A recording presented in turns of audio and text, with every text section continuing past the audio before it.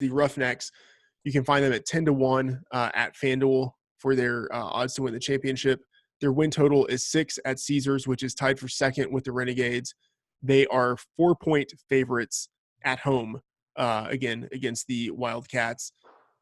This team is interesting. June Jones is the head coach and the play caller, godfather of the run and shoot offense. And so, keeping on brand, this team does not have a tight end. It's not like, they're not going to play a tight end. They literally don't have a tight end on the roster. That's just the way that they're going to go about it. They're going to spread the field with 4 wide receivers, sometimes even 5 wide receivers. I think it could be a pretty exciting offense to watch. At the same time, I think there's a lot of volatility.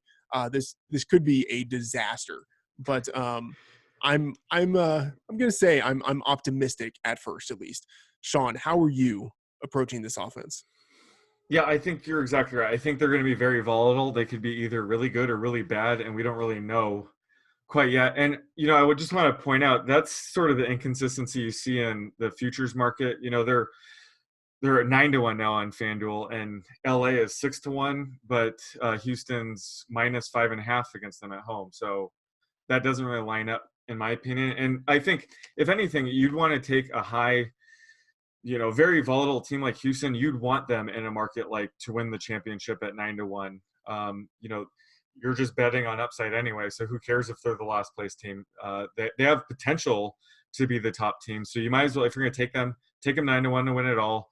And then, when it comes to their offense, I mean, it's not so bad. They have DeAndre Henderson at running back. I liked him. I thought he was going to be, a running back for the Broncos for the next few years.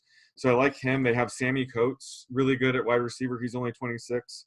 And they have a QB battle going. They were assigned Philip Walker, but they spent their first pick in the skill draft on Connor Cook. So I think that tells me they didn't want Philip Walker, and they'll probably be starting Connor Cook. Connor Cook, again, he could be the best quarterback in the league. We don't really know yet.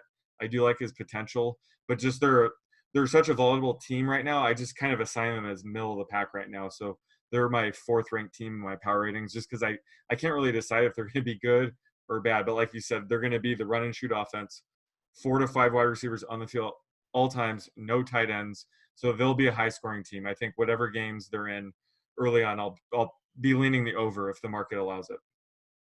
Raybon, what do you think? Andre Williams is the guy that I'm thinking is probably going to be the lead back, although who knows how long he keeps that job. And even if he keeps that job, who knows if you actually want to start him because he's Andre Williams.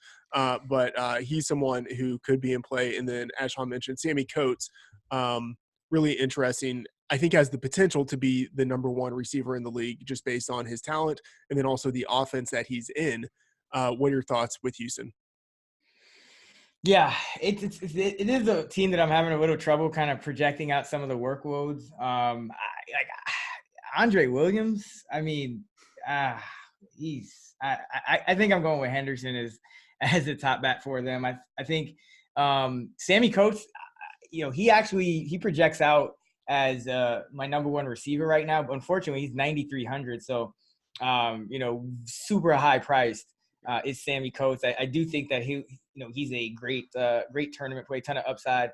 And then, the receiver depth chart after that is kind of, they have Sam Mobley, who played in the AAF, didn't really do too much. Cam Phillips, who spent some time with the Buffalo Bills, but has, first percentile speed, burst, and 40-yard dash, according to player profiler. So he's just kind of a 6 feet, 200 guy, that, maybe he can kind of get some things going in the red zone or whatever. But it's really tough for me to kind of figure out the workload. So it's not a team I'm going to be really investing too heavily in until I think I can see a little better. But one of their backs I do like, James Butler. He is a guy who I think he spent some time with the Oakland Raiders. Yeah. And he really stood out in the preseason, and I wouldn't be surprised. Freeman, you said it's kind of up in the air with These running backs. I think Butler's listed as 4th on the depth chart right now behind Williams, Howie, and Henderson. But Yeah. I think that's a fluid situation. And I mean, from the limited action I've seen out of all 4 of those guys, I would say Butler is the most talented of them. So I wouldn't be surprised if he takes that job over sooner than later. One guy, I don't think he's going to play a big role, but who stands out and will kind of be an interesting litmus test to see like how aggressive teams are with their double forward pass is Blake Jackson, who was a quarterback at D3 at Mary Hardin Baylor, and now is a wide receiver. A size speed specimen. And given that there are going to be, 4 to 5 wide receivers on the field at a time, I think it's actually there's a decent chance that he could be someone who gets more playing time than you would expect for someone who's a little bit lower on the wide receiver depth chart. And given his skill as a quarterback, I could actually see them using him a little bit, both as a passer and as a runner. So he's someone I'm going to be keeping an eye on.